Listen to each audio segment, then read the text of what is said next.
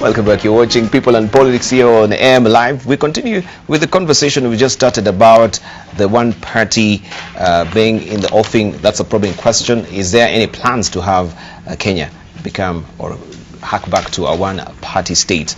That is a discussion that we've been having. And I'm holding court this morning with Dr. Otiende Amollo, who is a member of parliament from Raila. Also, we do have with us Dr. Eseli Simiyu, who is a member of parliament from Tongaren, also the Secretary General of Ford Kenya, Senator Cheruiyot from Cheruiyot. We have with us as well Senator Mwaura, who is a nominated senator, and also Jakoyo Midiwo, who is a former member of parliament from Gemo. Let's just continue. Before we took a short break, I had promised to circle back with the Cheruiyot on this particular issue. He's not really commented on it. Thank you, Debarl. You know, I do not want Eseli, our colleague here, to appear to be a lone voice in this issue while the matters is raising are extremely weighty and important to us as a country to consider, because you know, earlier on before our colleagues joined us, he had said that a majority of the Kenyans did not grow up under the one-party rule, and therefore do not seem to understand its dangers. Well, when I look across this panel, perhaps that might describe only me. The rest of maybe Senator Mwaura, I'm not so sure. But the point that I don't want to be lost out of what Eseli. What do you mean? You may be as young as me. That's okay, yeah. That's the point I'm saying. You know, the point that I do not want to get lost is this. Lately, we are seeing government manage to get away with things that previously, if we had a stronger opposition, any functional democracy must have a proper opposition that keeps government in check. And nowadays, the kind of mood that you're getting out of the country is people are saying anything so long as it pleases the public. You know, we are sort of getting to the back in the days where we are saying Pontius Pilate is asking, who do you want to be released?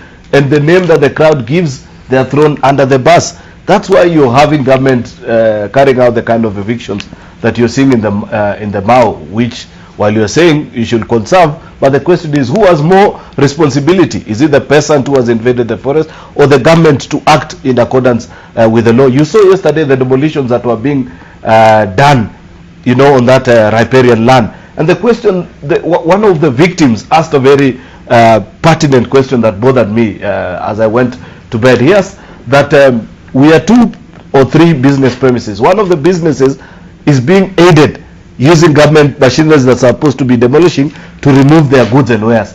The rest of us, our goods are just being thrown apart and besides. But you see, the reason government is able to get away with that kind of behavior is because Kenyans have joined the chorus. We are cheering on. We are saying, if you arrest anybody, it doesn't matter whether you have a strong case against them or not. So long as we are saying that anyone is being tried for corruption, it works for us. There is a danger in that, and we should listen. I do not think that we should throw the argument by Senator Eseli and dismiss it with a casual wave and say what is the alternative. We owe it unto ourselves as a country to question and be strong in our conviction. You know, as a Jubilee member of Parliament, I am excited by this, because like Senator Mwaura had observed earlier, if there is one thing, there are so many things I do not agree with in the handshake, but at least one of the things that it has allowed me is a freedom, some sort of freedom that I never enjoyed last Parliament. I was a member of this political party last Parliament. There are things that I couldn't say. There are bills that I voted for without my conscience agreeing to it. But that doesn't seem to be the case in this particular Parliament. Many are the times that you will see, even to the level of majority leaders, you've had Aden Duale, leader of majority in the National Assembly, and the same for Senator Kipchumba Murkomen, sometimes question government decisions on the floor. This was unheard of before the handshake. But now that we're getting to this particular point, I think it is upon Parliament to rise up to the occasion and say it is important now that we use our free thinking conscience and say it is no longer, you know, the handshake has allowed us to move away from the us versus them kind of politics, where now when you speak, you are not told that you are speaking for either NASA or Jubilee. You are speaking as a member of Parliament. If I can rise up and question and say, we are saying that manufacturing is one of the agenda 4, the big 4 items that we want to push. But the question that we kept on asking, even us as Jubilee members of Parliament, is Where is the money? If you go to the budget that we passed that was passed in the National Assembly, there is no finances to push that agenda. Right. And therefore, as a member of parliament, you're able to question that. Finally, on IEBC, which is something that Jakoyo raises, and we should be raising, and even you in the media should be able to raise, because next year, 2019, we are supposed to have a census. Yes. A very important exercise in this country. It will determine our boundaries. It will determine how we divide our resources as a country. It is supposed to be conducted by a dysfunctional IBC, which up to date, we know that it is functionally dead. Yet nobody is raising the questions. And therefore, to that extent, my colleague, Dr. Eseli Simiyu, is right. All right. Let us hear from Dr. Eseli Simiyu. I think earlier on, Debarl had mentioned this cozy relationship between the Communist Party of China and Jubilee. Yes. And remember, in China, it's not just the Communist Party of China that exists. There are other state-controlled parties. Is that where we are heading to? That we'll have other state-controlled parties? ODM. So we are heading to a problem here, because I said clearly that something has, while we appreciate the peace after the handshake, something has gone terribly wrong. When you saw the Kibera demolitions of people who have lived in that place since their childhood, and then the inhumane way they were handled, conserving the Mao is a must. We must do it. But the inhumane way people have been handled. Then look at the evictions on the riparian land. And remember, there is not even a single squeak from the civil society, because it has been emasculated. So when we say that there will be opposition, there will be the parties that will not be in government will still give the checks and balances we expect, I think just remember that I think we are being nicely tailored to suit the Chinese way of life. And the Chinese are flocking into the country like a problem. And slowly our political space is being tailored to suit the Chinese methods of working, such that there are state-controlled parties, while the overall state is actually controlled by the Hans, HANS. All right, let's hear from Dr. Tene. I think this is interesting. First, I thought that when Dr. Eseli Simiyu poses that question, the association with Jubilee with the Chinese way, I actually thought Mwaura and Cheruiyot would object, but they seem quite happy. But all I know is that we in ODM first, and by extension, previously NASA, we to agree in the context of the handshake to calm the situation is not to agree to go the Chinese way. That might be for the Jubilee team to answer. But something very curious. When my brother Dr. Eseli Simiyu and Senator Cheruiyot bemoaned this alleged absence of opposition, I asked myself then, since you do not associate with what now you call joining government, then why are you not providing, why are you not taking that space?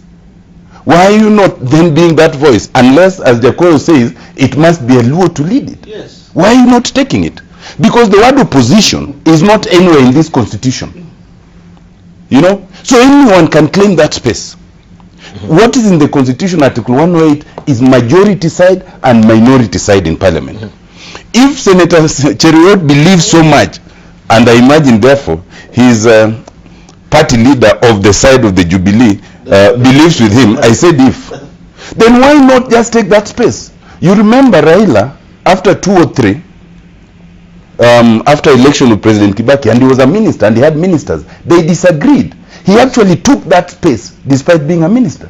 You remember in 2008, after the truce, and he was a prime minister, when things were still not going right, he behaved as if he was not the prime minister. So if the deputy president and those associated with him thinks that the fact that there's no leader, there's no opposition, there's no meaningful opposition, then please come and take that space if you think it is there. But I think what we should not lie about, if we really think that the opposition is dead, we must do only 2 things. One, as members of parliament and senate, nothing stops us, and I've repeated this, there's absolutely nothing that stops us from doing vibrantly within Parliament what any opposition should do. Nothing stops us. In fact, Senator Cheruiyot contradicts himself. He says before the handshake, you could not hear the leader of majority or the leader minority contradict government. But now after the handshake, you can hear them do that. That means he's actually saying that after the handshake, as members of Parliament, we are better equipped to oversight government. Then why are we not doing it? We don't have to mourn. Let us just go ahead and do it.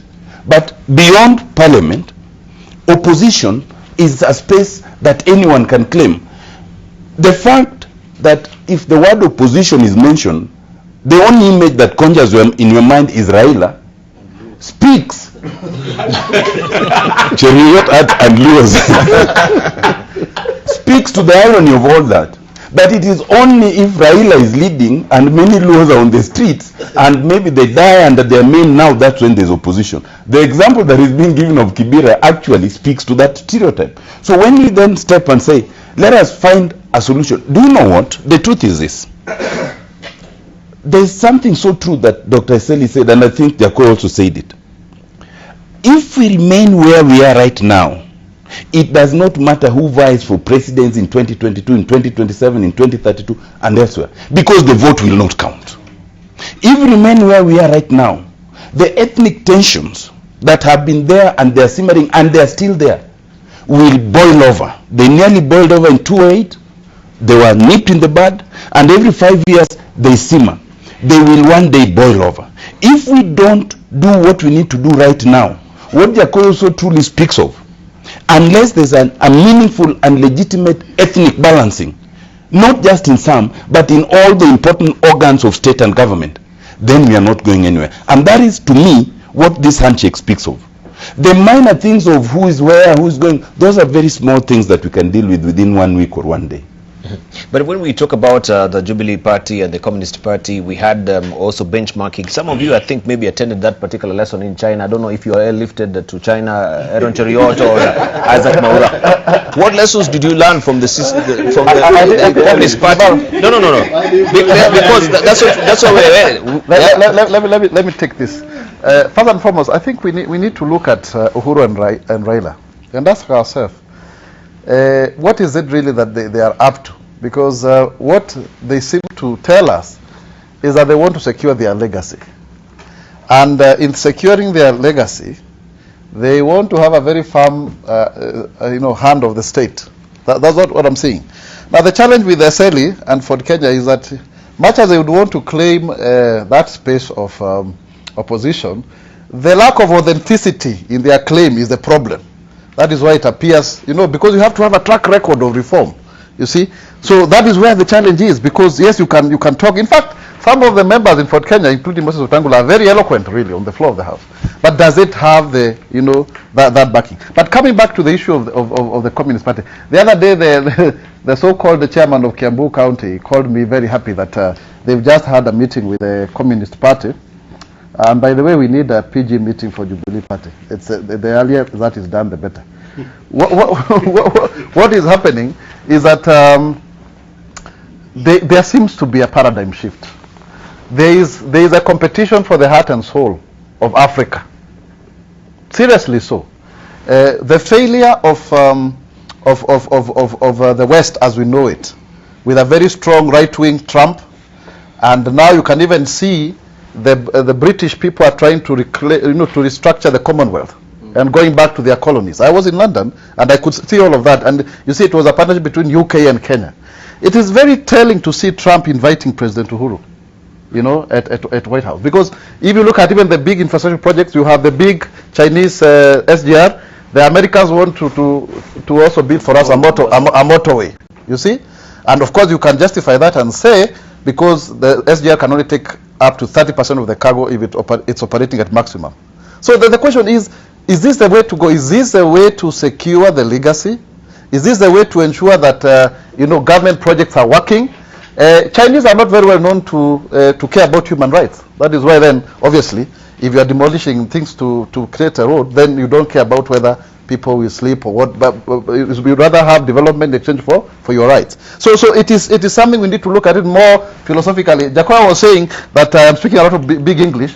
It's because I've been reflecting on this issue. In fact, I was in Rwanda addressing 2,000 people about 2,000 youth about Pan-Africanism. These are things you need to reflect, and see where is the country going. Because President Uhuru's mentor and role model is Lee Kuan Yew. How was Singapore, for example, developed? Are you getting? Those are things we need to ask. Are we also seeing a Raila Odinga who is very well known for being strong and, he's a bulldozer, if you like. Who would want to make things happen. So that is what also, Jakoyo, you need also to answer to as you speak. Is that what is going to reform this country, for example? Is that what is going to ensure that we have long-lasting, solutions? Because I agree with everybody in this panel. If we continue the way we are, the people's voice does not matter. As long as you go to a shambolic party primaries and you staff ballots and you tick, what is the need of campaigning? As long as you can tamper with the votes electronically, what is the need of people queuing? I mean, these are serious issues that we need to ask. So that if you look at the case of Mnangagwa, even in Zimbabwe, it's the same thing. I mean, the issue of legitimacy, you make sure that you win with 50.8% of the vote. And then you make sure even the opposition cannot even stand up and speak about their own grievances around elections. These are the kind of things we need to ask. Whether we need to have a strong state, whether, what does that mean, going forward? Thank you. And also, I mean, even when we are looking at the opposition, I mean, we need to hear people asking these questions philosophically. Right, Jakoyo Midiwo, in fact, I should read I think something from the Twitter here. Kivrona Abraham Kogo is saying, Jakoyo Midiwo is suffering from Raila nomiasis. That elections are free and fair if he wins, but flawed someone else is announced the winner. Well, Raila never was announced the winner. They have stolen from him ever since I've been around him. 2007. He lost in 2006. I mean, 96. 97, that election. He was still a young man. He was learning the ropes. But in 2007, he won. They stole from him. By the way, the word theft has become illegal because I've been served by somebody I said was a thief. It's taking me to court on this show. So, but I still want to use it because I want to prove him wrong in court. But the thing is, but I have your letter. You have my letter. Yeah, I have your letter. So that land thieves can call VIP. Otiende, this one you must take up. We must talk about SGR from Mombasa and the people who stole from it. I will serve you appropriately with documents. I'm happy. Yeah. Thank you. If they try, they will know that I don't want graft. I don't like it. It's wrong. And I thank NTV for taking the course you have taken, even in sugar. Everywhere. What you people are doing, let me tell you, Kenyans shall thank you. That he must live knowing that I am not least scared. All right. I will wait. But let me say this. Let me inform Senator Cheruiyot and Dr. Simiyu Eseli that the MP for Kibera is a Jubilee MP. I have not seen him out there. No, that's Kibra. Kenyatta is Kibra, but the MP for the Langata constituency, which is the Kibera estate. No. Yes. That place. Yes. No, one. Be informed. I know the place. No, I've been around longer than you, so I know it better than you. You came from game just the other day. Yes, yesterday. But let me say this. This issue even of IBC, these are semantics. Kenya is messy. Kenya is untidy. Kenya needs reorganization. A lot of things I would have said on these issues have been so ably articulated by Otiende Amollo. But Otiende has said something very interesting that confirms Kenya is untidy. That he says, I am an ODM MP, formerly NASA, previously NASA. So this space is very untidy. This hangers on who are around Raila, that Raila must be the one born and die in opposition. I think they must just wake up to the reality it is going to be different, and it must be different in this country. Who said people who are in opposition must be combative? Who says? Why can't opposition say the government is right when it is right? Why would Eseli Simiyu be a Jubilee Mall when he says the government has done right on Thika Highway? You know, because personally I know that is part of the reason I got into trouble. But I want to use my brains. I know the difference between right and wrong. And I wanted to say this. When the government says they are doing something right, and Uhuru and Raila begin together, it is the very reason the media must interrogate, where did we begin fighting? Remember, Jaramogi made Kenyatta the president of this country. What happened? When the Mois of the world joined KANU, when they left KADU, they came and they believed that the only way to exist is when Jaramogi is not in government. You must go to the historical perspective of this issue. Jaramogi was kicked out of government around 1965, I think. And then it was now tribal warfare. Thank you. They used that space to grab land, to do all kinds of things that the Mzungus left to us. And therefore, lastly, Debarl, even when Mwaura says he's happy that Trump has invited Uhuru, he must also inform Uhuru that Trump must come and take the people occupying the land around Kibera so our people can live on their legal land. All the current land like KP, our people are squatters because foreigners are living on our prime land. All right. I was the last one to bat on this issue. Which one? The one, you remember, you said we were airlifted. Your choice of words for the benchmark. Yes, please. Your choice of words was very telling. Anyway, since the 80s and the 60s, airlifts have been known to produce great things for this country, including Obama. So I do not. But for the record, I know colleagues who have gone on those benchmarking trips. I haven't had the opportunity to. It will be a great learning experience. You see, it still boils down to this debate of you're either left or right, which is a problem with this country primarily. Why do we want to cage ourselves down that you're either for or against us in each and every particular issue?